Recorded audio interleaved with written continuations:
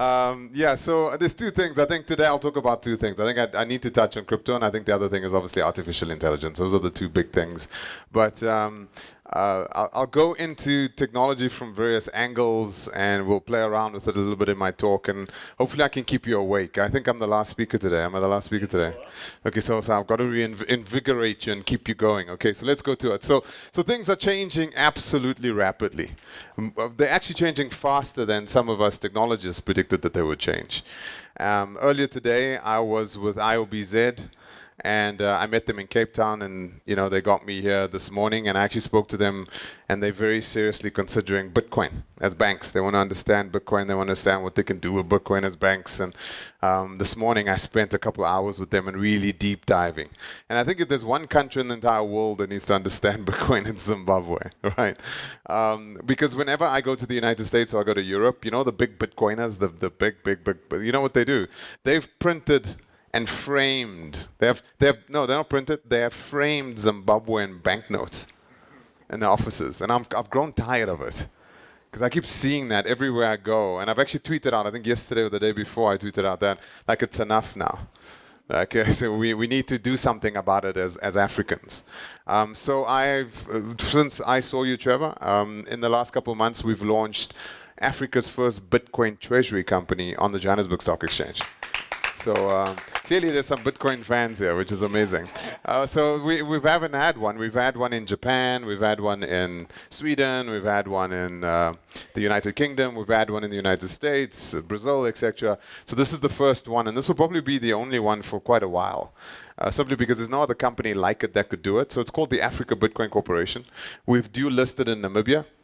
So the Namibians are now connected to us. I'm here because this morning the purpose of one of the reasons I'm here today is actually to see if we can dual list on the Zimbabwean Stock Exchange to give Zimbabweans access to the asset class in an indirect way. So when you buy the equity in our business has declared clearly, our mandate is that whenever we sell equity, the proceeds from those sales go directly to building up our Bitcoin treasury.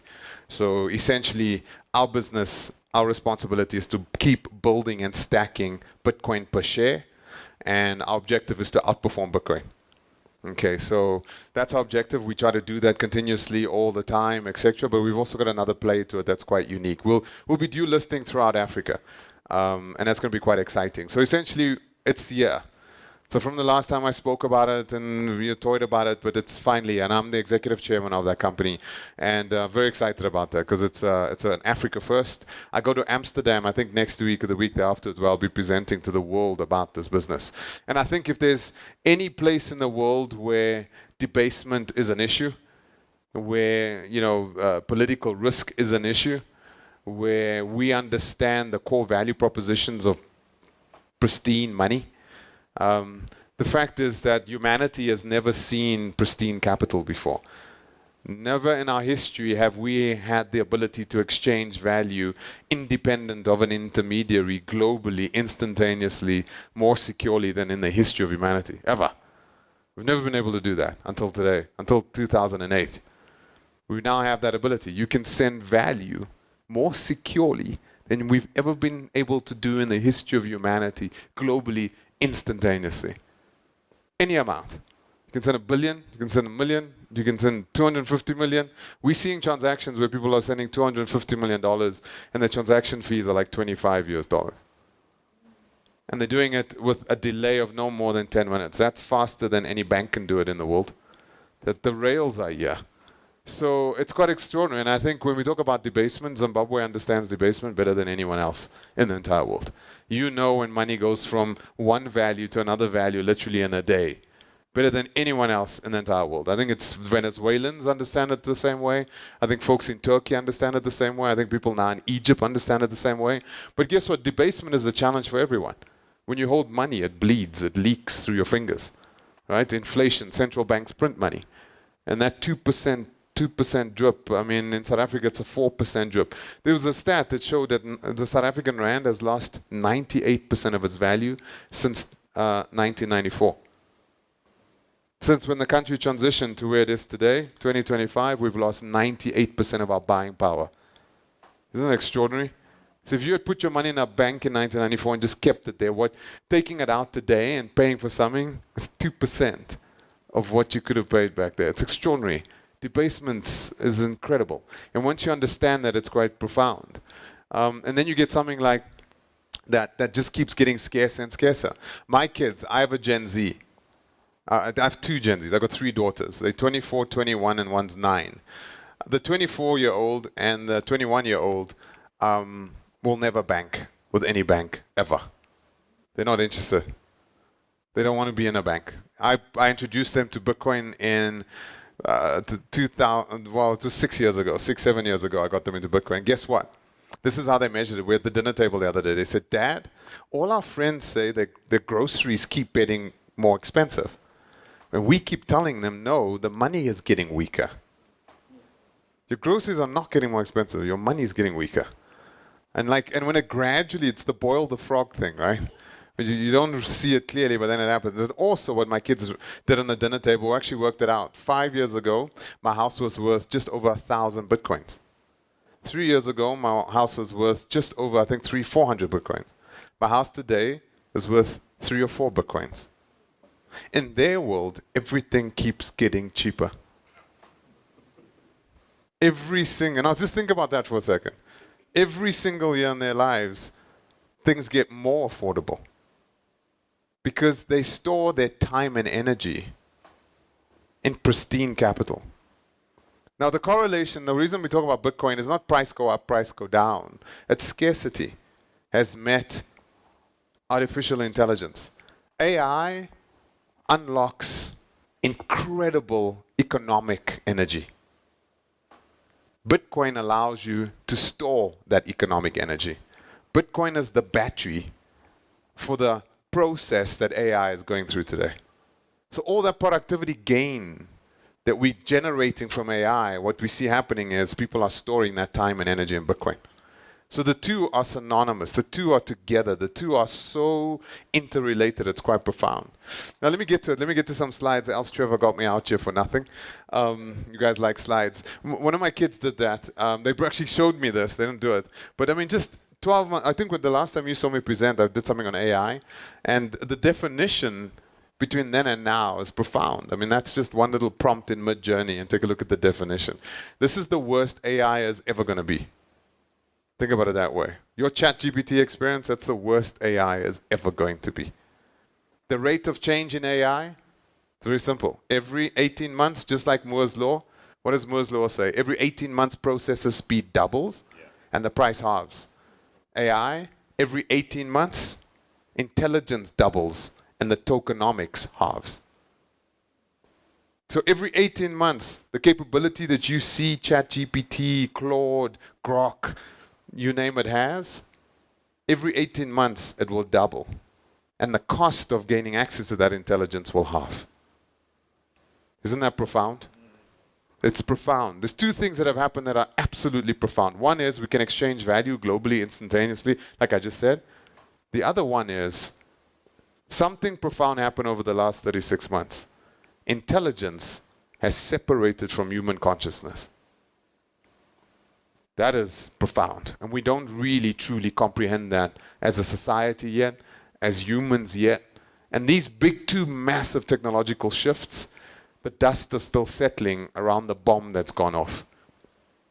People still can't see clearly what this means. But we're seeing it already. The ability to buy cognition at a per minute utilization. Imagine if I told you just 4 years ago that intelligence would be a commodity that you could buy like electricity. You'd scoff at me. All right? Today you can. You can actually buy tokens.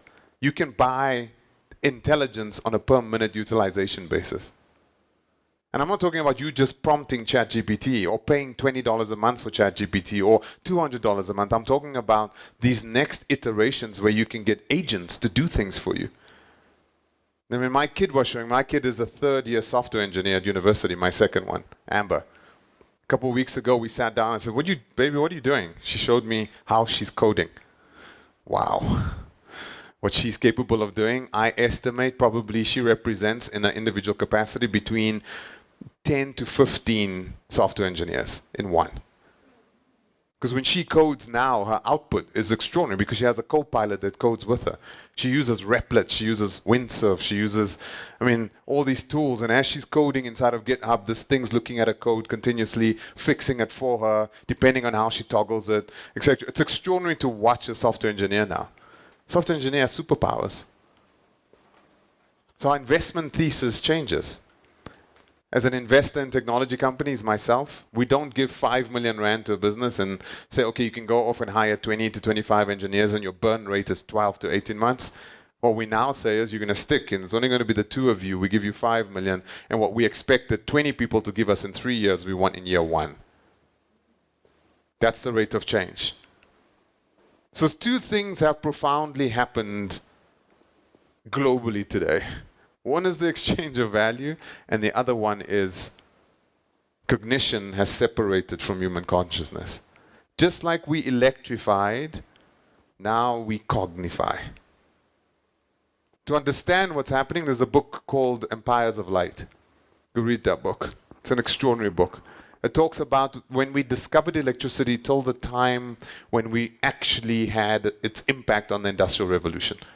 It was between 48 and 52 years. A lady wrote that book, Empires of Light, and she comes from MIT. She did a dissertation. It's an extraordinary book. And let me just go there for a second. Don't worry, you're gonna get slides.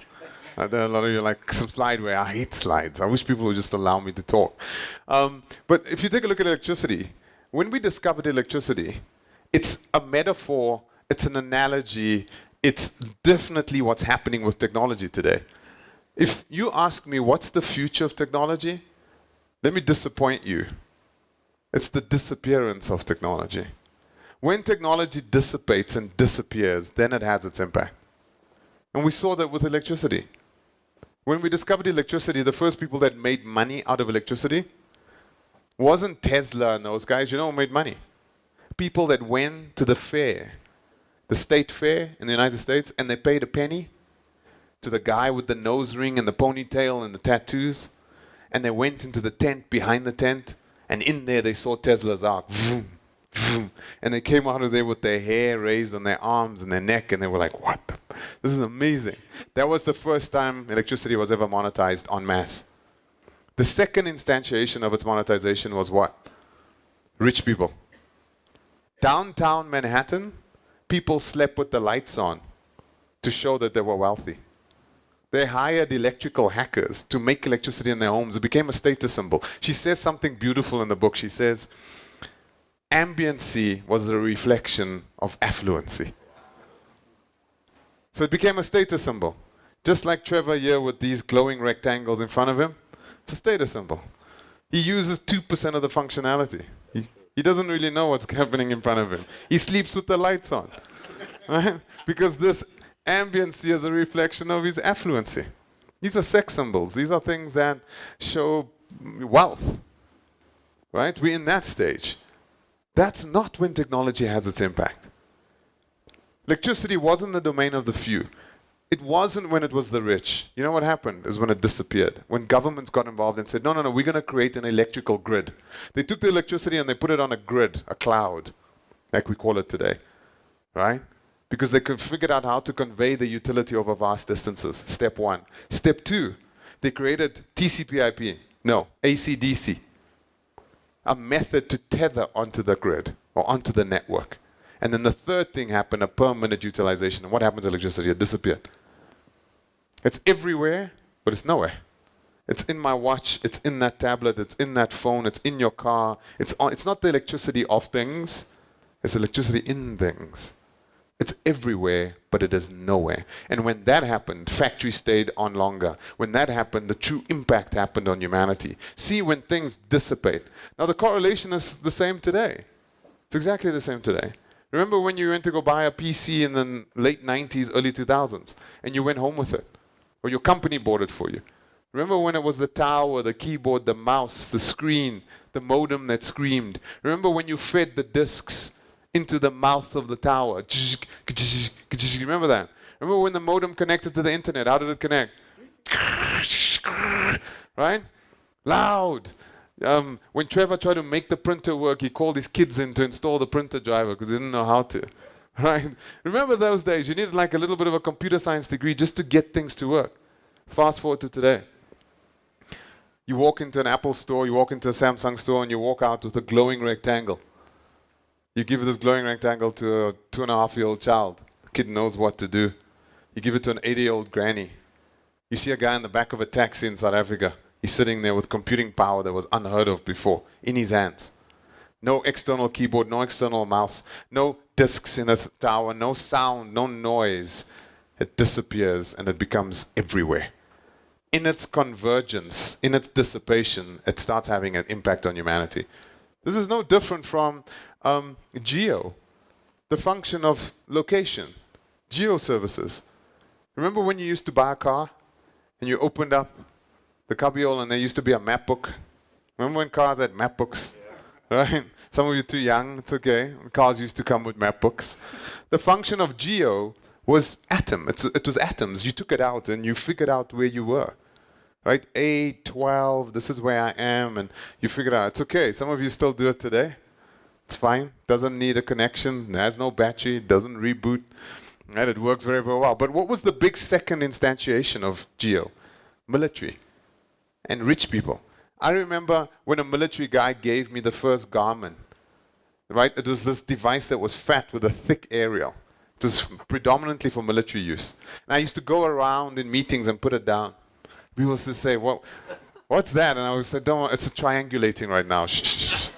And like, what do you use it for? It doesn't matter. It's cool. Look, it shows where I walked for the last half an hour. It shows where that was its purpose. See? Second instantiate, first instantiation, it's physical. It's atom-based. It's touch. Second instantiation is what? It's rich. It's expensive. The rich gain access to it, etc. Then you keep moving. Then what do you get? TomTom, Garmin, Google Maps. Go to today. Where you are you? Now you've got, it's everywhere. It's in my watch. Right? Yeah, I'm wearing a Garmin watch. It's in the car. When you get in, there's geo search. It's in your phone, in this tablet. Geo is everywhere. But it's nowhere.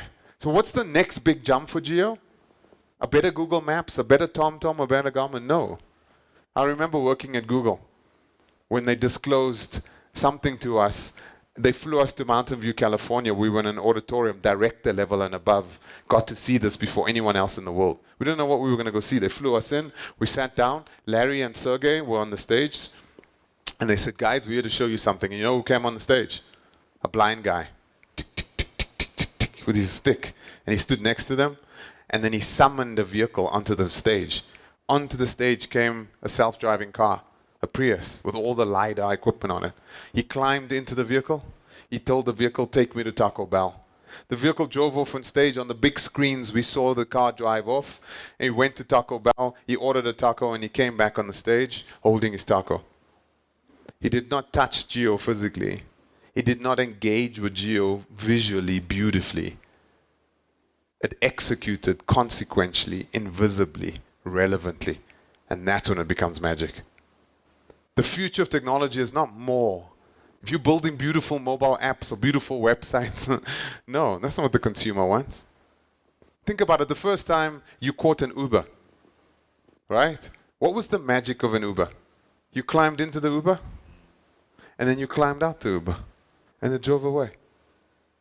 You paid without paying. And that invisibility, that frictionless experience is magical. The first time, remember, it's not the fact that you could call a cab with an app. That was okay, so you can call an app, that was old. But the fact that you could get in the cab and all the banks tell you you're going to take out your phone, contactless payments and QR codes, and they try to sell you all this stuff. But the more magical experience is when you get in, and then you get out, and the cab goes away. Isn't that extraordinary? That's when it has its impact. That's when it becomes transversal. I have Amazon Echo. You know those cylindrical devices? I'm jumping ahead of my slides now, but I've got those cylindrical devices that come from Amazon. It's called Amazon Echo. On there is Alexa, the AI. This morning when I caught my cab to go to the airport, I didn't open up the Uber app. I didn't go to the Uber website. I don't use any technology. While I was tying my laces, I said, Alexa. She goes, yes. I say, Uber. She goes, destination or Tambo. And then as I'm tying my other shoelace, she says, it's a piece of Mercedes-Benz white, this registration 5 minutes away. I'll go downstairs, my wife's in the kitchen, we're chatting, she tells me he's outside. I go outside, I get into the cab, I talk to him, we drive all the way to Orange, and I climb out, I walk out. I did not pick up any app, a phone, technology. I spoke my transportation into existence. The new user interface is not an app, it's not a website, it's sensory. It's understanding presence, it's speaking things into existence. Like Adam could move rivers and name animals, we now have the power to call things into existence. That's what AI is. It's a superpower. It's incredible. But the problem with this superpower, its kryptonite, is inequality. It has the ability to spawn exponential inequality. And these are the things we need to watch out for. But technology is disappearing. So I don't know what your strategy is with it. I don't know what you're doing with it, what you're inventing with it, what ideas you have with technology. But guess what? The consumer on the outside in Zimbabwe doesn't want more of your apps and services. They want things to execute invisibly, relevantly, consequentially. And they want the interfaces to be sensory. You know my Amazon Echo? On a Sunday, normally I lay back and I'm chilling and I watch Fareed Zakaria on CNN. I watch the program and you know what I do? If he does book recommendations during his show. If I like the book, I go, Alexa. She goes, yes. I go, Amazon, book, author name, da-da-da. I sit for 3 to 5 seconds. My phone buzzes in my pocket. Zzz, zzz, I open it up and there's the book in my Kindle app. I did not go to a website. I didn't open up an app. I didn't pay with my card. I don't do all those things. I spoke a book into existence. Right? That's what AI is accelerating. That's what AI is capable of doing. All these companies that I see here, all the services delivered by them, if you blend it with AI, it redefines everything. We used to ride the horse, 1 horsepower. We were fascinated by the horse, right? And then what happened? We discovered electricity. Then the combustion engine came along, right? We put fire into the car. I like what Michael Saylor says. He says Bitcoin is like fire, right? He says normies run away from the fire. Ah! He says Henry Ford took the fire. He put it in the car, created the combustion engine. Elon Musk takes the fire, he puts it in a rocket and he goes interplanetary. These things are things where you can take artificial cognition, wrap it in this value energy storage mechanism, and it creates this thermonuclear dynamic weapon that you can shove into the core of your business, and it redefines your business. You will move from 1 horsepower to a car where you sit on your bum and you have access to 500 horses. Vroom, vroom. Jump to today, you have access to 500 minds in the vehicle. When there's 500 minds in the vehicle, it redefines a vehicle. When a vehicle has 500 minds inside of it, it will change its form. Intelligence will displace atoms. When a vehicle will never bump into another vehicle again, most vehicles will lose 60 to 70% of the atoms that make up a vehicle. 60 to 70% of what makes up a vehicle is crumple zones, airbags, standards and safety and all that. If that all goes away because of human fragility, we rather get artificial cognition. We get a perfect experience in a moving object. The car will change its shape completely. Intelligence will take over the atoms. It will displace the atoms. 1 horsepower, 500 horses, 500 minds. These are metaphors for where we are today. Whatever business that you have, you can do more now. You can do an extraordinary amount now. But what you as leaders, if there are leaders in the room here, I assume a lot of you are forward thinking and ideas. Let me just share this one thing. These technologies are amazing. These technologies are profound, but these technologies are profoundly dangerous.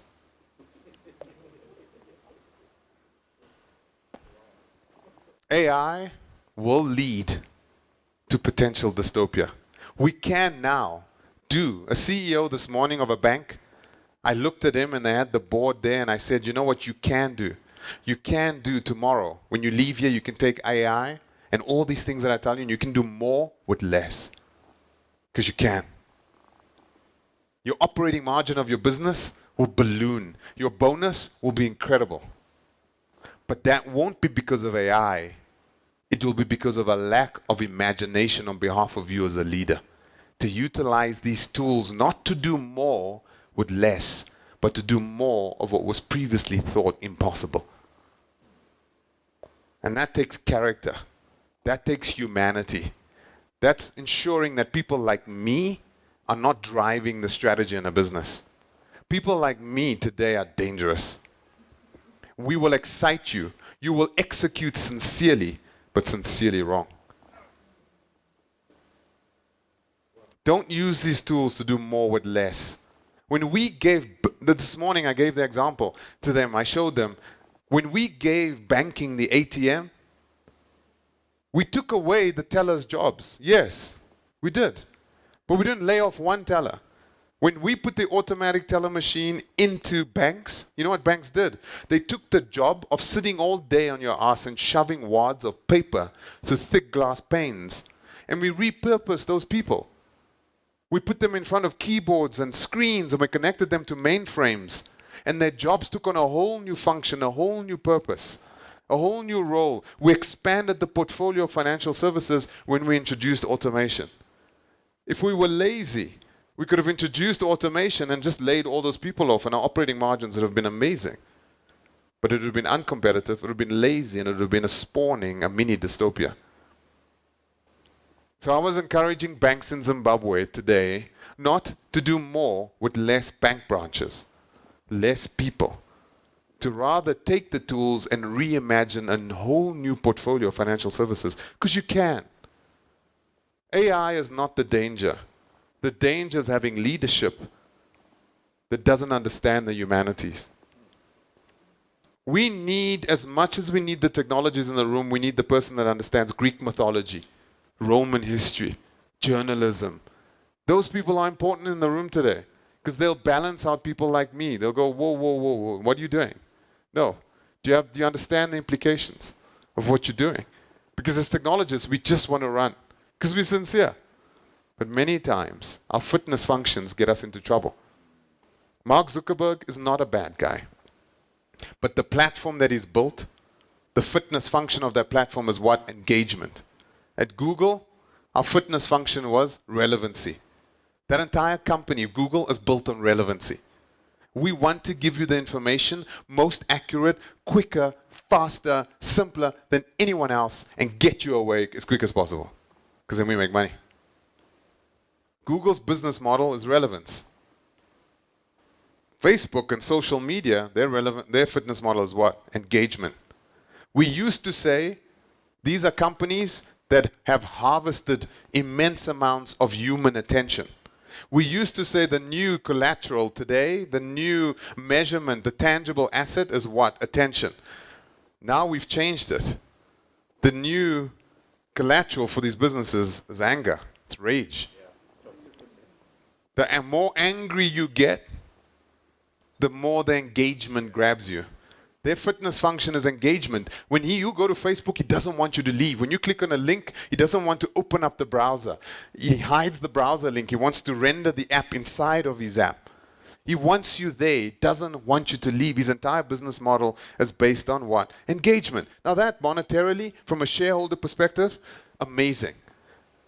Sheryl Sandberg and Mark Zuckerberg has probably derived more shareholder value than any business that we've ever seen, even better than Apple. But they've also incurred more female suicides than we've ever seen any business incur. Self-harm, depression, in kids, in teenagers, on their platforms. It's not what they intended. But their fitness function, when Mickey Mouse in that cartoon gets, what does he get? The wizard leaves the room, and then he gets the wizard's book, right? And what does he do? He gets a wand, and then he touches the bucket, and he gives the bucket a fitness function. He tells the bucket, fetch me water. And when the bucket and the broom go off and they fetch water, and he forgets, and when he turns around, there's an ocean. And then he gets enveloped in the ocean, and he's turning in the ocean, in the void. And what is he trying? He's flicking the wizard's book to undo the fitness function. That's a metaphor for Larry and Sergey at Google. That's a metaphor for Facebook. That's a metaphor for what Elon Musk gives us with X. These tools have dystopian outcomes, but it's not because of the tools. It's because of a lack of humanity. If technology is forcing us to become more humane, technology will infiltrate your family. You will go to dinners and all of you will be sitting on these devices. Yeah. Not because of the devices, it's because of a lack of relationship connection in your family. Don't blame this. If a predator gets a hold of your child, don't blame the predator or the internet. Look in the mirror. Technology forces us to reflect on ourselves. And what technology is doing is, you know what, I was on a radio station the other day, and a developmental psychologist was with me, child developmental psychologist. And she said, you know what's amazing? Technology is actually starting to make us realize how important forgetfulness is. We never understood how important forgetfulness is for human development and society moving forward. Why? Because when you go to Facebook and all these things, what do? You create a perpetual memory. And a perpetual memory, she says, is a paralysis to society. If we can't forget, we can't progress. We never understood forgetfulness. So the burden on you is not to become technological, it's then to understand as much as it is about technology today, it's actually more so about humanity. Much more so about humanity. So when you come up with your ideas and your crazy things that you want to do, be careful. These things need to be treated with respect. These things need to be treated with humanity, not just executed sincerely, because they're dangerous. Kodak. You remember Kodak? Remember Kodak declared bankruptcy? I do a lecture at this at one of the universities. It's a 4-hour lecture. I'll do it in 4 minutes. Kodak declared bankruptcy, but what killed them is quite interesting. I asked the question in the class, like, what killed them? And the answers are different. These are executive MBA guys. Tell me this, they tell me that, they tell me this. But what killed Kodak was a business that was so focused on core capability, right? Organic capability. They didn't recognize what was happening on the outside of their firewalls. They had the first digital camera. They had a patent arsenal that matched IBM's. They had a distribution network for their services that was unmatched. Yet they declared bankruptcy. What killed Kodak? Let me tell you what killed Kodak. A leadership that was so focused on the internal that they didn't recognize that when Trevor gets a bad, remember the first phones that we got? They were like 0.5 megapixel. They were like really bad, right?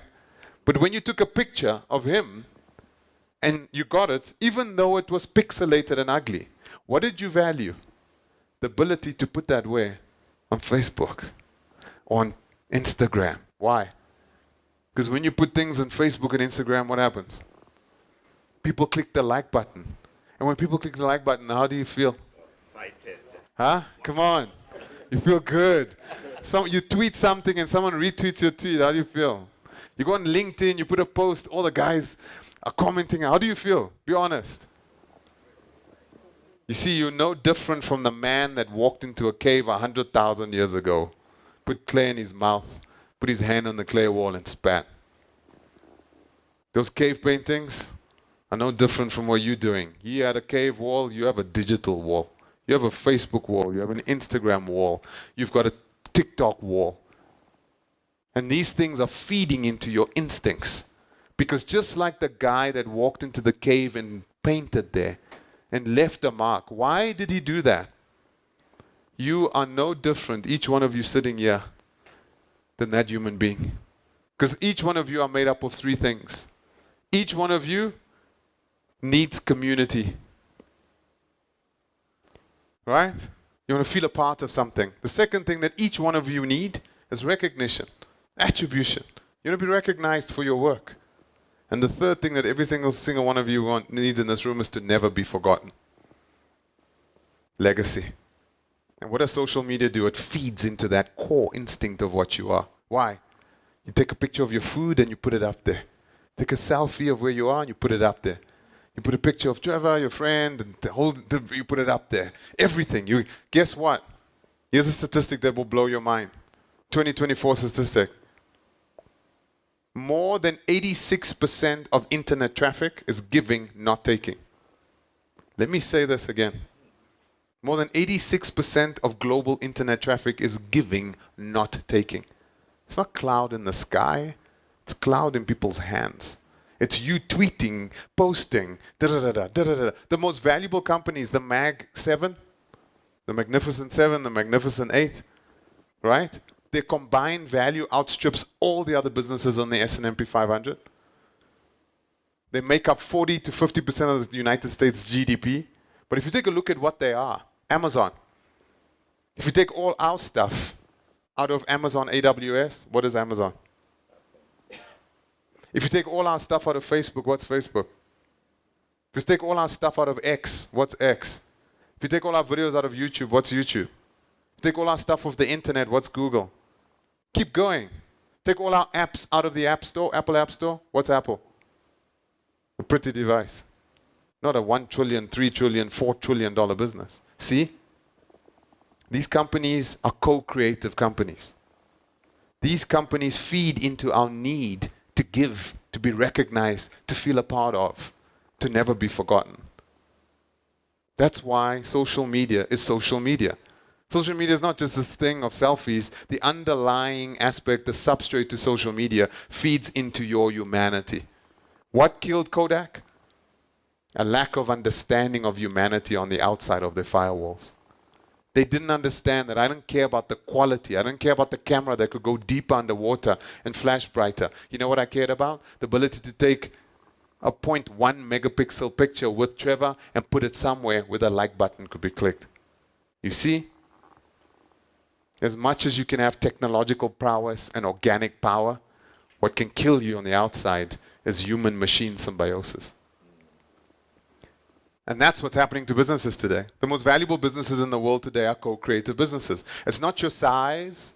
It's not your information workers. It's not your knowledge workers. It's not being more collaborative. Whatever your idea is, if your idea is here to listen to our customers and to listen to our staff, yeah, all those things are important. But the most important thing right now is the fact that people on the outside of your firewalls have capabilities to augment, extend, and make your business better.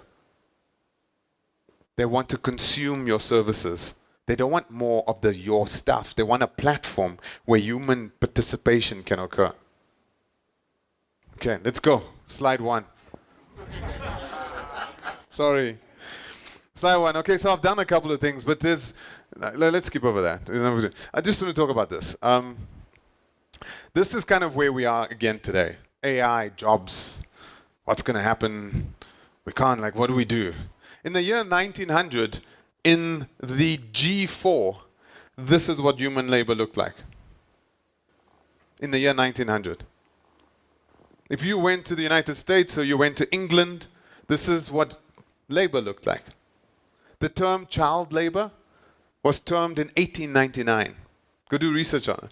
The term child labor only came about around late 1899 into the year 1900. Before then, it was labor. You know, the high school movement, the way, high schools? You know when the first high school was instantiated? Between 1910 and 1914 in Iowa. Not by the government, by a bunch of farmers that said, this is enough. You can't be 6, 7, 8, 9, 10 years old and doing work like this. They took the kids out of the field. They reimagined a new way, and they put their kids into school. Within 10 years, the addressable age group, almost 80% of those kids were going to school. They were taken out of the fields, out of the factories. Not by government, by us. We circled the wagons. Metaphorically speaking, we took our children out of the fields, and we gave them new skill sets. We're back here again today. We worried, what? But if you go back here, 1900, in the year 1900, here's a statistic for you. 98% of the human population worked in the agricultural sector. 2% of us worked outside of agriculture. In the year 1900, we were running after calories. In the year 2025, we're running away from calories. Right? All you guys are your diets, your ketos, your bantings, your this, losing weight, exercise, You keep seeing all these things on social. You're running away from calories. Your calories are killing you, obesity rates, etc. Non-communicable diseases are killing more people than anything else today. Our calories we're running away from. Why? Because 2% of us work in agriculture and 98% of us work outside of agriculture today. The machines came in and freed us up.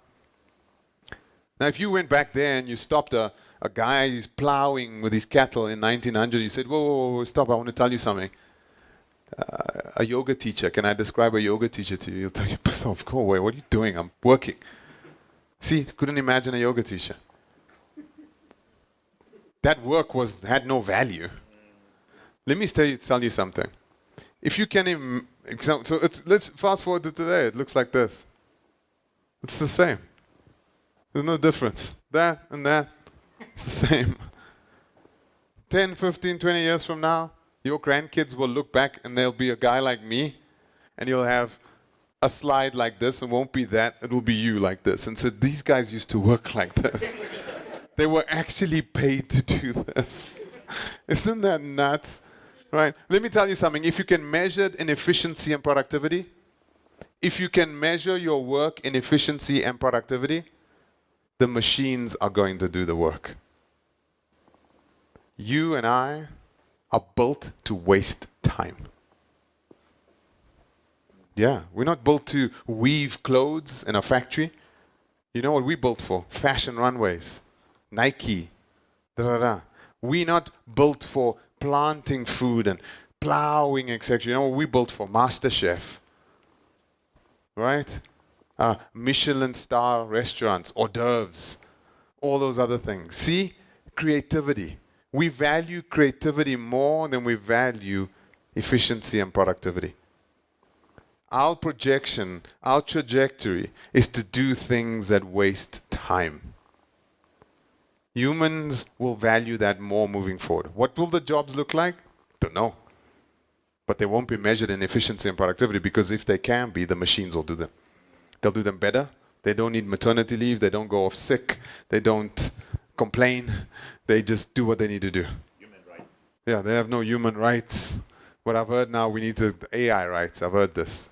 Because you know what's happening with AI now? It's moved from generative now. We're seeing embodied AI. And I don't know if you've watched some of the robots that are embodied AI, like Optimus and that. They've actually started hiding the training. Because you know what they do to it? They hold it on a leash and they kick it and they stomp it and they hit it, and to make sure that the algorithm can fix itself. And it's, when you watch that, you're like, whoa, be nice. Why are you hurting this thing? I mean, does it really have to be this way? Right? It's quite insane. So that's how we said. So let me talk about this, and then you and I can sit down. I can see you getting fidgety. You're like, guy, come on, we can do the slides. I'll do it now. But I want to talk about this. And something happened in 2007 that happened in 2020 and 2021. I was asked this question. I think Alec Hogg may have asked me a question saying, like, where are things going? What's happened since COVID with the lockdowns? Things have changed.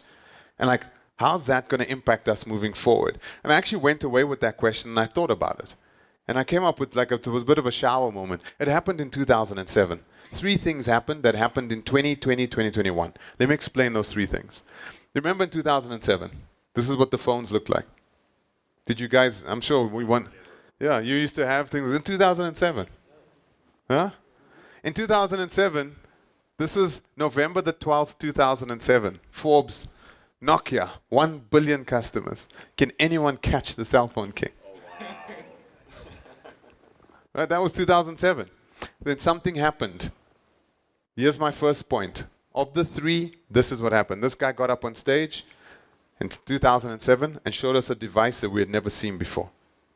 But he didn't just give us a device. He gave us a device with an app store. He gave us a co-creative architecture. Today, Apple is a we business, not a me business. This business here is a me business. I'm going to give you the best phone, the best apps, the best everything from me. He came along and he gave us a phone with the ability for us to put application services on top of it. And that model, that co-creative model, has led to a company that's worth $4 trillion today. Co-creativity. So big technological change, number 1. Technology change. Second thing that happened was a generational change. In 2007, more millennials worked in the workplace than any other generation for the first time ever. So we had a massive generational shift. Third thing that happened, this shocked me. In 2007, More human beings lived in cities than outside of cities for the first time ever.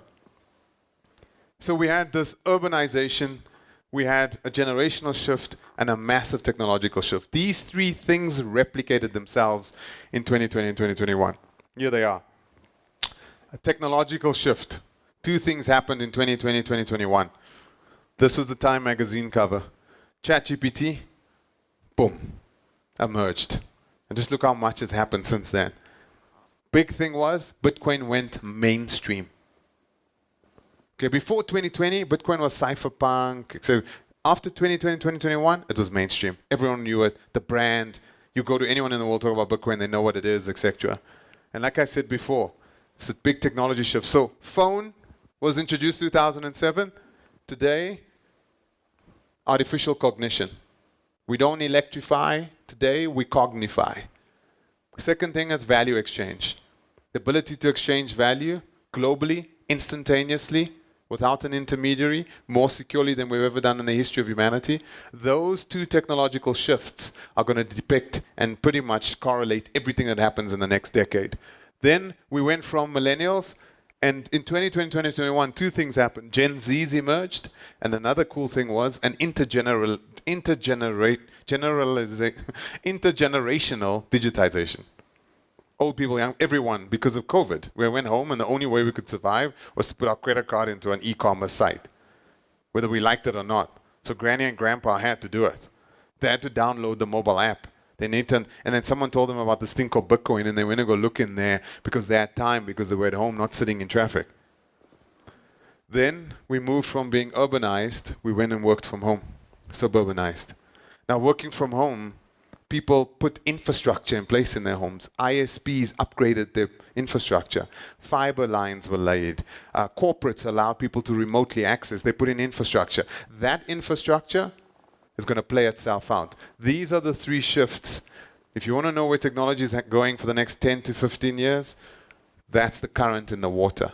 Those are the shifts. Just like what happened in 2007 all the way up to 2020, this is going to happen from where we are today moving forward for the next decade. That's the big shifts in the water. Then there's this generation. I'll end with this.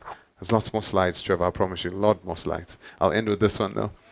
This was the big one, Gen Z. Gen Z is it's a very, let me talk.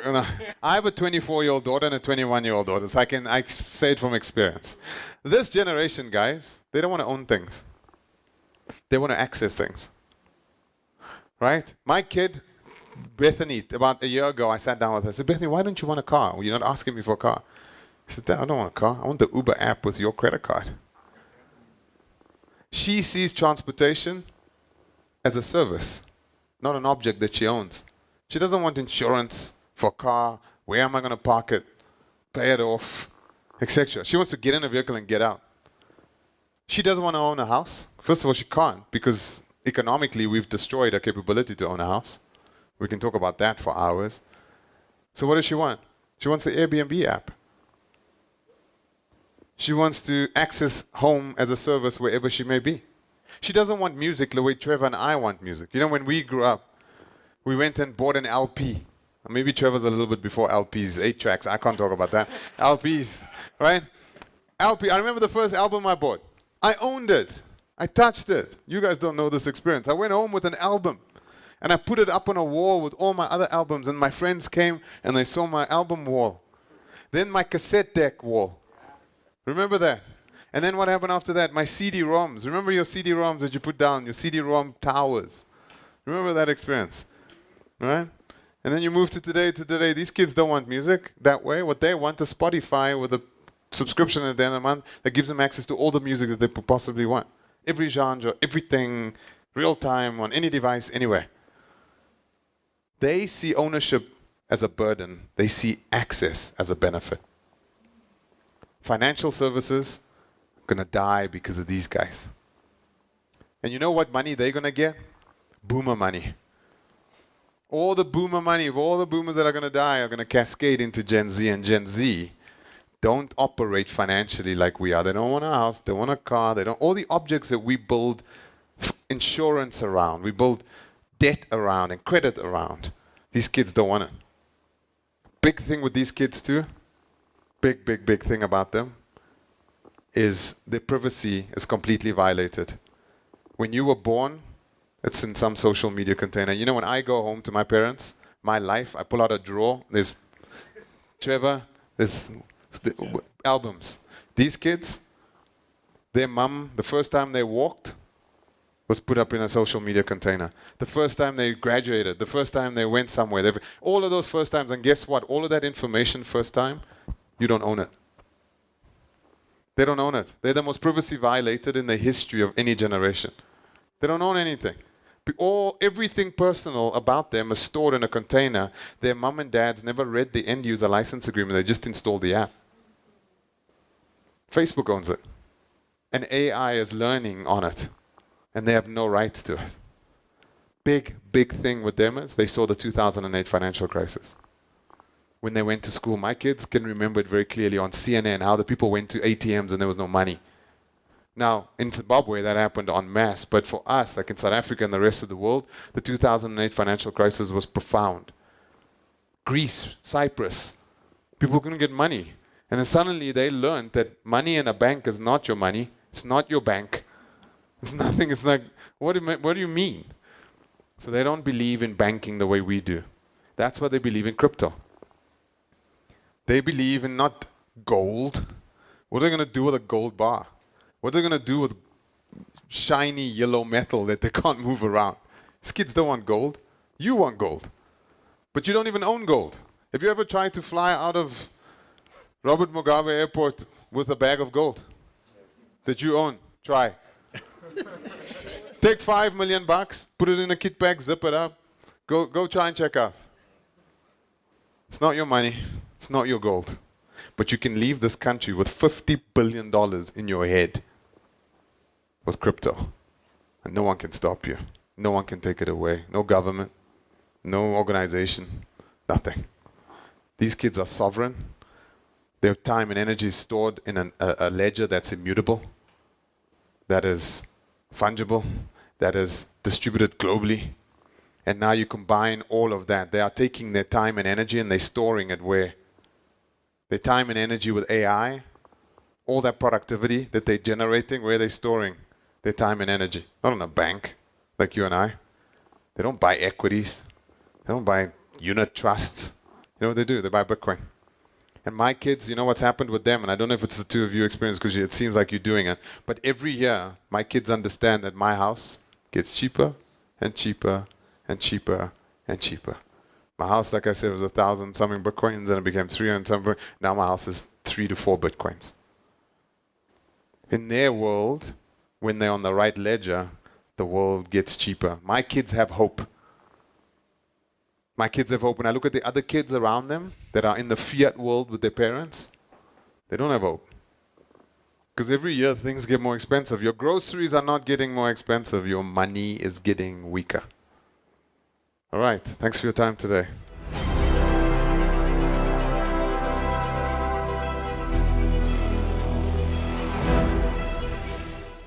I would like to just keep quiet and hear you ask questions as much as possible. Right, the guys who understand what we're talking about. Yes, identify yourself and ask the question. All right, Ashford from Winfield Strategy and Innovation. All right, so I totally resonate with what you're saying. Personally, for the past, I don't know, ever since I was employed, I go to the bank. In fact, I opened a bank account out of necessity. It's a mandatory, right? Yeah. For your salary. But whenever I get paid, the next day, I go to an ATM machine, I withdraw that money, all of it, which, expenses excluded, I deposit, not particularly into Bitcoin, XRP, right? Oh, Lord. So I totally resonate with you. My question is, you have BlackRock, $12 trillion assets under management, and you have Larry Fink, the CEO of BlackRock, and he is saying the biggest market right now in the world is tokenization using the blockchain. Obviously, the most profitable product that company has been the Bitcoin ETF, right? 100 billion bucks. Yeah. My question is, what's the next frontier of tokenization in Africa? And then the last question is, in Zim 2017, we had an exchange platform, crypto exchange platform, Collex, 20,000 transactions in a day. That's something like 3 million bucks in a day. Right. They got shut down by the RBZ, some violation, right? Right. But then it led a crackdown on crypto, right? So essentially, Zimbabwe now is marginalized, and how can we break, obviously, that barrier? Thank you. Okay, let me tackle it. So first of all, you commented quite negatively when it said XRP. Why? It's excuse my French, it's a shitcoin. It's a shitcoin. Yeah. Okay. So what it is, explain like, that. so in 2000, so the XRP guys are, it's kind of religious with them. Yeah. It's All like, right. Okay. It's like, you're talking about bacon and Yeah. and like, but anyway, so with Bitcoin emerged as the original blockchain. People have tried to improve on the Bitcoin architecture. So they took the source code of Bitcoin and they went off and built things to make it do things that they believe is optimal for a specific purpose, i.e. XRP is trying to do transactions faster than Bitcoin, at a greater scale than Bitcoin. The problem is, as soon as you detach from Bitcoin, then you get into a centralized entity. And XRP, the reason I don't like XRP is, I think it has no value at all. I think the founders have a dirty history associated with themselves. They're anti-Bitcoiners originally, and they try to create a lot of fear, uncertainty, and doubt around the Bitcoin community. So there's a whole lot of history with them. And the liquidity levels in XRP, there's two things. Here's what I tell young people. If you want to play and trade, go play and trade. But if you want to put your money away for 100 years, there's only one place in the world you can put it. Can't put it in property. In Zimbabwe, you can't own property. In South Africa, what's property? Okay? And property can't outrun inflation. Put it into digital property. Don't buy gold, buy digital gold.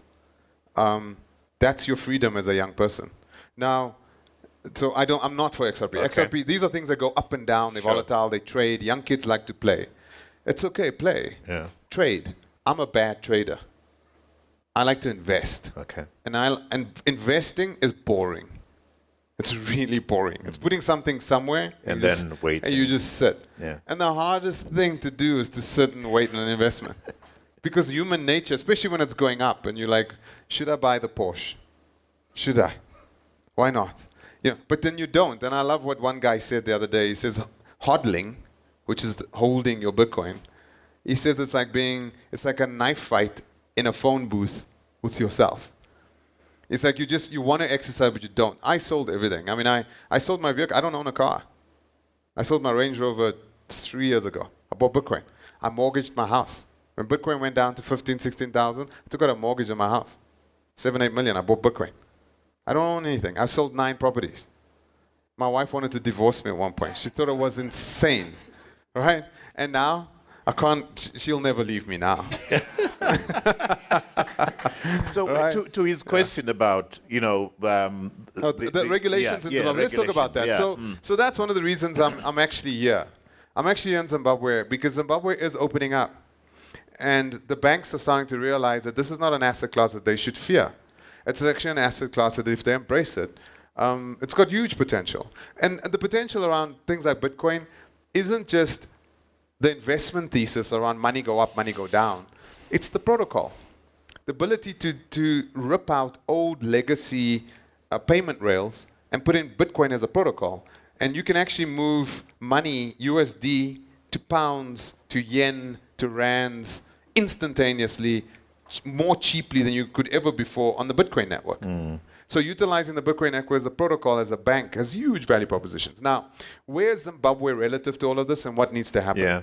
So I am, in my individual capacity, I serve as an advisor to certain regulatory bodies in South Africa. And I won't mention the specific names, but, and this is where legislation is written and compiled. Now, what I've discovered is in the crypto world, the challenge that we have is that the regulators will write acts and legislation.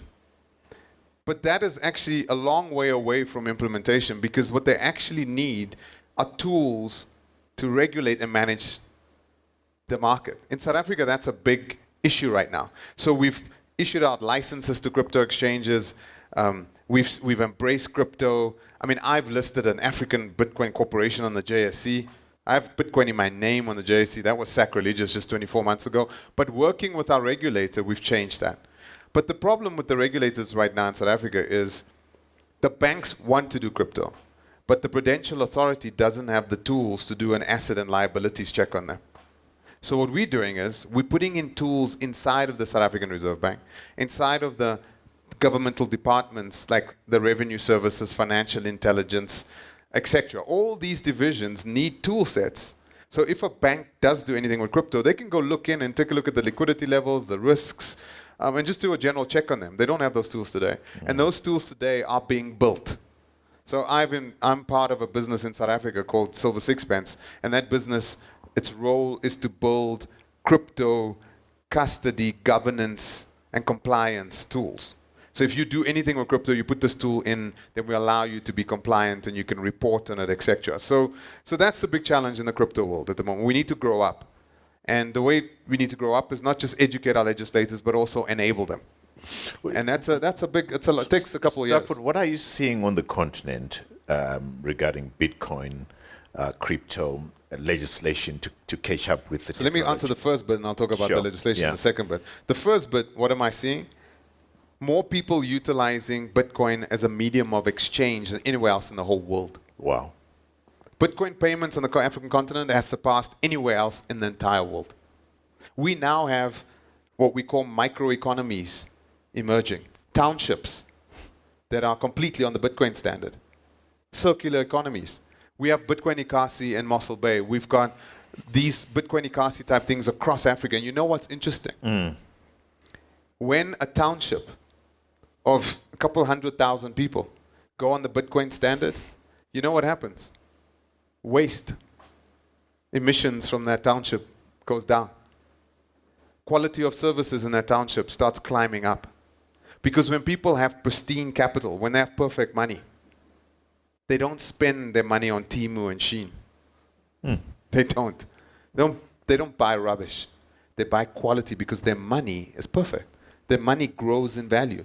The suppliers have to build products and services to match that quality. Else they can't sell their products and services. So what we've seen happen in these circular economies is all the Austrian economic theories personified. We see quality going up. We see people, the social norms, the social ills, don't play themselves out as much in those circular economies. The kids are doing things that usually would have only generated money, and that money would have been debased and worthless. Now they're getting Bitcoin for their efforts. It changes your behavior. And it creates jobs that wouldn't have been there before. So example, in Bitcoin Ikasi in Mossel Bay, kids are surfing. And they're being paid to teach other people to surf.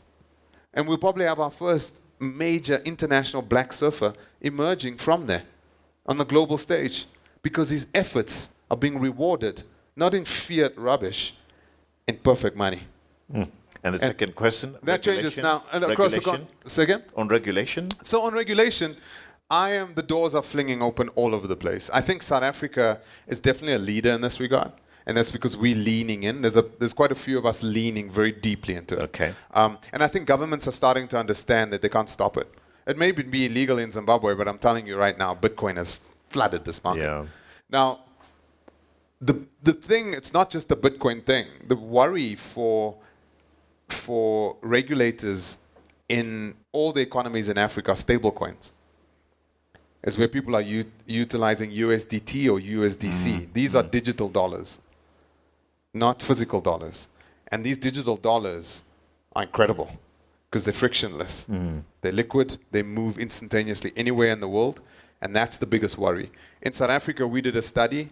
I won't share the numbers exactly, but we are picking up that the activity in stablecoins is percentages of our GDP. Wow.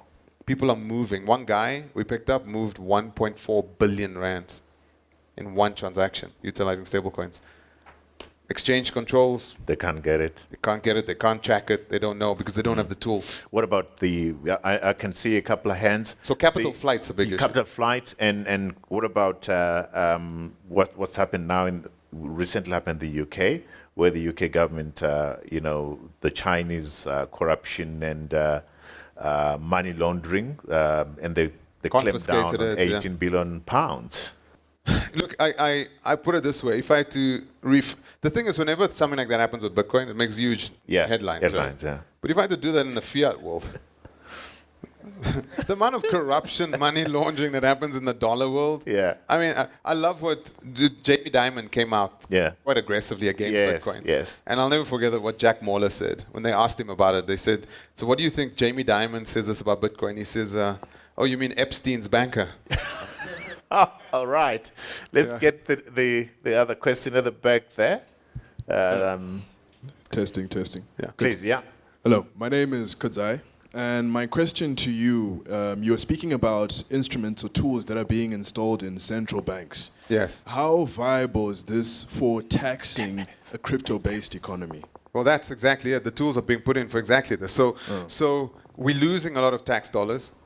We can't comply to things like FATF, so we get grey listed, big issue. So we need to be able to see in. So people are utilizing stablecoins. Let me speak about stablecoins for a second. People utilize stablecoins not because they want to do bad things. It's just so damn hard to pay a Zimbabwean from South Africa. It's like real hard. It takes like 3 weeks. I have to fill in a BOP form, an IBAN number. I have to tell the bank what's this for. Then when it lands up here, the bank, what's this for? We don't know. And then it gets held. And then there's sanctions. And I mean, the friction. Imagine I told you emails. You can't send an email to Zimbabwe. The email must be held by Google. Google has to get clearance from the Zimbabwean government. And then the email. That's what's happening to money. It's insane. So now we have decentralized rails that have emerged. So people are using stablecoins. They're using crypto. They're using Bitcoin. And they're exchanging value. And then they're not doing bad things. They're not trying to evade tax or not comply with exchange control rules. They're doing it because they're trying to survive. They're trying to make a living. And that's why that's happening. So, yes, I am investing in a company right now that has built an architecture that enables a reserve bank, a regulator, to monitor the industry. It has a view of all the blockchains, all the wallets, all the activity, all the time. And you give it a wallet address, it can do investigations, it can do tax monitoring, it can do exchange control, enablement, it can look at liquidity levels, it can look at risk analysis, etc. These tools are very useful for regulators to monitor, for banks. So banks can bank a crypto exchange. So they can monitor the crypto exchange and make sure that the crypto. So, example, in NetBank in South Africa today, they utilize this tool. NetBank has the capability to monitor the crypto exchanges and pick up liquidity issues before the regulator can, utilizing this architecture. So for me as a technology investor, this was a no-brainer business for me to invest in. This is the picks and shovels of the crypto space. It's putting in these tools for monitoring. So yes, so we need to do this in Zimbabwe. We need to do this in Kenya, now everywhere. We need these tools to monitor, but they're maturing and they're coming. And we're excited about it. The crypto guys we love legislation. We love the rules because then we can play. The problem is we're all doing it in this weird way because we love the asset. But we're not trying to sell kids online. Those are not the things that's happening with these tools. And then people, it's a misconception. It really, really is a misconception. Dara, there's the TN CEO there. Okay.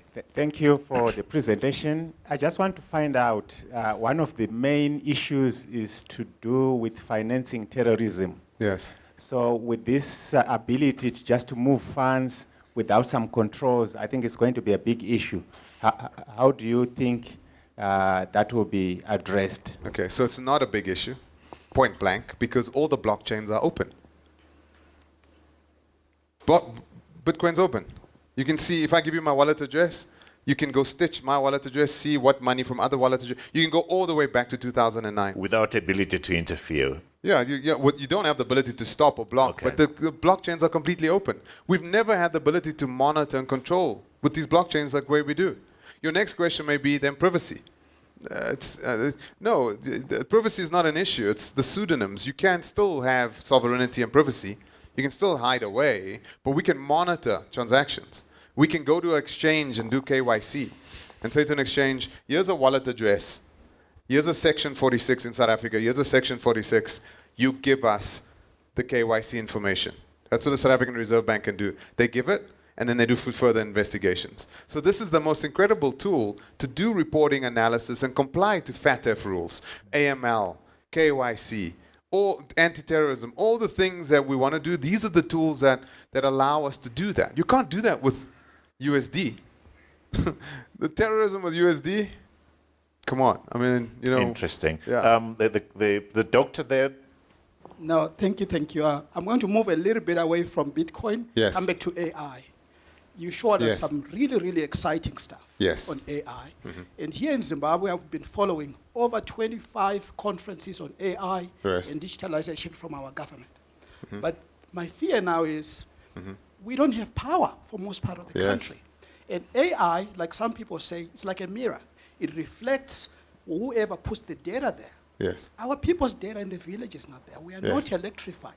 So how do we encourage governments to think of a more comprehensive approach to AI Right. rather than just chase the exciting thing without the data itself? Yeah, love it. Because I think it's going to augment the inequality.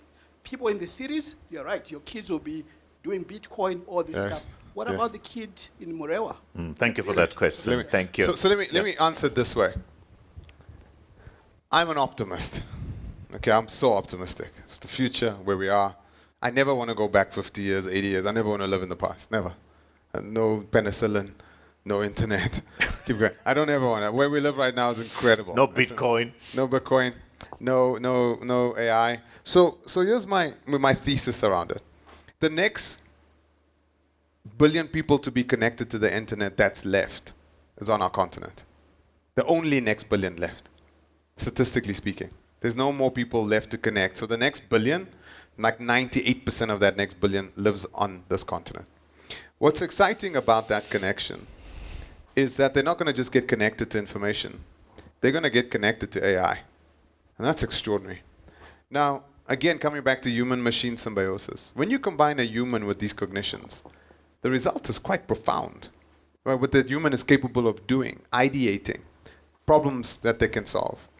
In Africa, when we innovate here, and this is for the young guys here in front, don't build startups that are innovative. There's two types of entrepreneurship. There's innovative entrepreneurship, and then there's inventive entrepreneurship. I live in the inventive world. I invest in the inventive entrepreneurs. I don't invest in the innovative entrepreneurs. Innovative entrepreneurs are guys that come to me, they pitch and they say, I have a mobile app development company, we can build mobile apps faster than anyone else. They don't own the phone, they don't own the mobile network, they don't own anything, they're innovating on the architect. That's innovative entrepreneurs. These guys are driven by passion and market share and opportunities. Inventive entrepreneurs, broadly speaking, are the ones that we find on the African continent. They're driven by conviction. Conviction doesn't care about passion, because passion runs out. You're building things that haven't existed in the first place. And when you build like that, that's how you get scale in Africa. The next Facebook is not going to come from here. The next Google is not going to come from here. The next Yahoo is not going to come from here. The next Facebook of water purification is going to come from here. The next Google of agriculture is going to come from here. The next Yahoo of financial services will come from here. Our people don't want things that make them click on the like buttons. Our people need problems solved. There are so many problems to solve. Energy. People's lives are... what's fun about the African continent is that you can invent in this way and have rich, deep human impact. When I created the payment pebble, see that little device that plugged into a phone that converts the phone into a card acceptance machine? This is a device that I developed here in South Africa. I could have gone to the United States, but I didn't. I stayed here, and I invented that device because it was really hard to do it here. Price sensitivity, literacy, energy, phone device types, price sensitive. I mean, people wouldn't download the mobile app because it cost 34 Rand to use that dongle. I had to change my whole architecture. But when I built it and I scaled it with apps in South Africa, when I went to Australia, you know how easy it was. When I went to Hong Kong, you know how easy it was. When I went to India and they told me all the challenges, I was like, tick, tick, tick, tick, tick, tick, because we had overcome it in Africa. So inventive entrepreneurship is required here. Now it's exciting, long way to get to your question. The challenges that we see in the rural villages, the smartphones in the next 24 to 36 months. I have an iPhone 17 in my bag. See that phone? See the power on that phone? That will be the entry-level prepaid device in Zimbabwe in the next 36 to 48 months. That child in that village in the next 36 to 48 months is going to gain access to a device with that power, with connectivity from Starlink, and there'll be multiple competitors to Starlink in the next 3 to 4 years. So bandwidth, no matter where they are, computing power that will be extraordinary, and that kid's going to have access to what? PhDs, thousands of them, hundreds of thousands of them, millions of them. The human unlock that's going to happen in the next 3 to 5 years is going to be profound. The challenges that you're describing right now, the latent human potential in Africa, that's going to be supercharged by this thermonuclear dynamic engine that's going to be plugged into the African society. We're going to see people solving cancer potentially from this continent. Water, energy. So I'm optimistic. Where we are today, you could throw 1,000 things at me. Yes. How do we solve it? It's not going to be governments. When you say government, I switch off. Governments must get out the way. Yeah. It's no, they don't solve the things. We solve it. It's again, the edges of the network is where the innovation takes place, not inside the network. Please do stand up and ask a question. Say, identify yourself. My name is Pride from Inventive Strategy. So I pose a question with regards to regulation. To say smart contracts are the ones to regulate issues to do with blockchain. So my question is, should we actually wait for the smart contract stock to improve? Let's say wait for America, central bank to actually be in the better position to regulate that, then adopt from our side? Or should we actually invest in our young people to actually learn about data labeling on smart contracts? You've answered your own question. Why I'm saying so is it's like, look at our banking institutions. They're using the SWIFT. We just wait for the SWIFT so that we can access the banking. But why don't we, from our side, adopt the Indian model of what they're doing now, the Chinese model? That's my question. I'm not sure if I've answered myself. Yeah, I think you've answered yourself. I think yes to all the latter part of what you said there.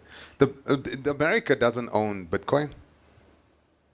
No one owns it. It's us. It's yours. It's mine. That's what's so beautiful about it. So, yes, enable the young people. Expose them to these things. Show them the tools and services and watch what they do. It's quite extraordinary when you connect young people to smart contracting technologies. And this is where like XRP maybe has a play, or like Ethereum maybe has a play. And it's really amazing computer science projects. But yes, absolutely, we should be doing it. We shouldn't be waiting. Because I have this thesis that Bitcoin is made for us. I'm going to Amsterdam in 2 weeks' time, and on stage, that's my presentation. Bitcoin wasn't made for Americans or the Europeans. It was made for us. When Bitcoin goes up or down, it's an inconvenience for them. When payments don't work here in Africa, people die. That's where we come from. Yeah. I built the payment pebble, that little device that plugs into a phone, to convert it to a card acceptance machine. You know why I built that? Because I met a lady that lost a baby because she couldn't make a payment. The municipality switched off her utilities, etc. She had a bank account, she had money, she had everything, but she was hurt during childbirth. So she couldn't go pay. They switched off her utilities, one of the twins died. I met that lady, and I decided to do something about that. And that's what we need to do. We need to take control, not governments, not municipalities, etc. Yeah. You have the tools, you can invent, you can make things now. One last question. Yeah, please, sir. last question, unfortunately. We could go on and on, don't you agree? You know, we could doze and come back and, have a beer, wine, and whatever.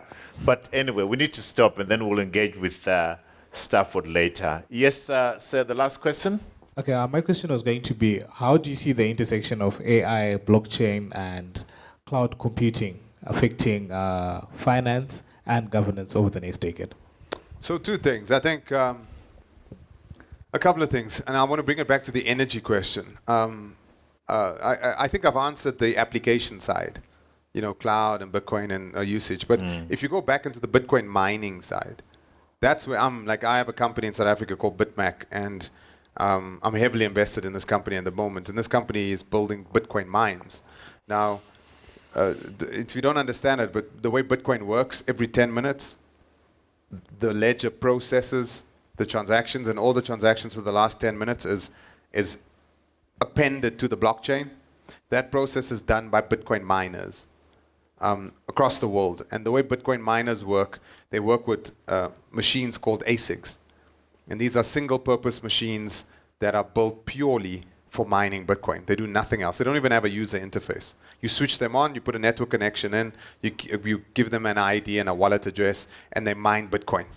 Okay, I'm making it real simplistic now. And you can build these things up. What's amazing about these things is they're very power hungry, extremely power hungry. But their profile is quite profound. They have the ability to take a gig of power, and you can switch them off immediately. So they can actually be immense demand fluctuation tools on a grid. So example, here's the big issue in Africa. We have the duck curve issue. People in the morning use a lot of power. During the day, less power, then at night, a lot of power. So what's happened, example, in South Africa, Eskom, the government allowed people to deploy solar power in their houses, businesses, etc. So what happened was the duck curve, the curve here in the middle, collapsed way down, which means the frequency of the grid is a big issue. Because in the morning they have to give us power, but in the day they lose about, I think, 3 to 4 gigawatts of demand. And then they need to throttle back up at night again to service that demand. Now that duck curve is a big issue. It makes the grid unstable. They have to slow down the hydraulic engines. They have to turn down the turbines, and they have to boil them back up again. Lots of money, lots of maintenance. Now what you do is you shove a Bitcoin mine into that duck curve. And then you know what happens? There's no curvature. So you keep the frequency, and the Bitcoin mines eat all that energy, and then when it needs the power, you release it again. So we have from a demand management perspective, Bitcoin mining is the ultimate thing to put on a grid. It stabilizes the grid. It enables renewable energy. So the big problem with renewable energy in South Africa at the moment, guess what? We have too much power. South Africa, we've got too much power. We've got wind, batteries, solar in the Northern Cape. In one town in South Africa, they generate with the alternative and the renewables 1.3 gigawatts of power. The town uses 50 to 60 megawatts. 50 to 60 megawatts. They're shedding in the ground almost a gig of power every day. They don't have the lines. So the grid congestion, they shove cables down into the ground and they shed that. So you know what we do? We put our Bitcoin mines on there and we unlock that congestion. And you know what? We generate money that pays for the transmission lines to get it to distribution. Across Africa, this is happening. People are deploying Bitcoin mines on hydroelectric instances. Because the source of power, you can put a couple of containers down, make money, tons of money. In Kenya, they're doing it right now. And in Sudan. The Chinese are doing it in Sudan. Kenya, they're doing it with Mara. Kenya declared in less than 9 months, they generated $200 million of income from the Bitcoin mines off their hydro power. But it wasn't just the money, it's the stabilization of the grid. Guess what? Another benefit. You put it in, you know what Bitcoin mines generate? Hot water and hot air to cool the ASICs. With hot water and hot air, you know what you can do from an agri-tech perspective for the community. So when you shut down a power station and you go to renewables, you put the Bitcoin mines, you attach it to all the infrastructure, that community, you give them agri-tech jobs. So you take that hot water and you shove it into an aquaponics farm. You put it through the soil. Suddenly you have tilapia fish. You've got greenhouses emerging. You take hot air, 70 to 80 degree hot air, you can do leather tanning, chili drying, biltong, all these things that you can do with the community. And then those skill sets that you can employ in the Bitcoin mine to manage the Bitcoin mines themselves. The circular economy that this thing generates is profound. More than 65% of all the Bitcoin mining energy used in the world is with renewables today. You know what it does? It sucks methane gas. Today, flaring of methane on dumps or when you're doing anything where there's mining, those methane emissions, big issue. So you know what they do? They flare those they burn it. But the problem with flaring methane, you only burn about 30%. 70% is still let up into the atmosphere. So instead of doing that, you connect the Bitcoin mine onto that flare. It sucks 100% of that methane, converts it into energy that mines Bitcoin. Your environmental impact goes down. You're making money. This is all mind-blowing, isn't it? And so what it means for Africa, it's a renaissance for us. It's an incredible opportunity. You've been very strong on Bitcoin was made for us. It's made for us. It wasn't made, it's made for us. Debasement, sovereignty, the ability to be a sovereign individual, to not have the government do something. We're so worried what Cyril's going to do with Trump at the moment. Interesting, we've got Beatrice here. The other thing I've seen is that it's going to be possible to fund NGOs, civil society, using Bitcoin, because government won't be able to control this stuff. When I walk around here, when I drive around in Zimbabwe and I look at your water, I look at that, the amount of energy you have here, the latent potential that lays in this country is profound. Profound. All you need to do is do it yourselves. Don't wait. Just do it. Government will embrace it when they see the benefits. And sometimes it requires people like myself, with Trevor, to engage with government and educate them and say it's not about you enabling it, it's you allowing it. Just get out the way. Yeah. There is no downside. There is no downside. There's no downside. I haven't seen the downside. Right. Anyway. Let's end it there. I mean, it's what? It's past 6 or to 7? Past 6. Wow. Stafford. Thank you. This is why we wanted you to be here. Guys, don't you think he's amazing? Thank you. Thank you for having me. You are a treasure to the continent, and I'm delighted that you've launched the Bitcoin Corporation, you've listed it, and you're doing, the beauty about what we do on this platform is we get people that are actually doing stuff, not just talking about them. You're doing this stuff. You're living this stuff. You're investing in this stuff. You're putting your money at risk to make this stuff happen. So, Stafford, thank you so much. And for the fact that you landed this morning, had a meeting in Harare, you jumped onto a car, and you're here. That means a lot to all of us. So thank you so much. Thank you. Thank you, brother. Anytime, Thank you. Thank you.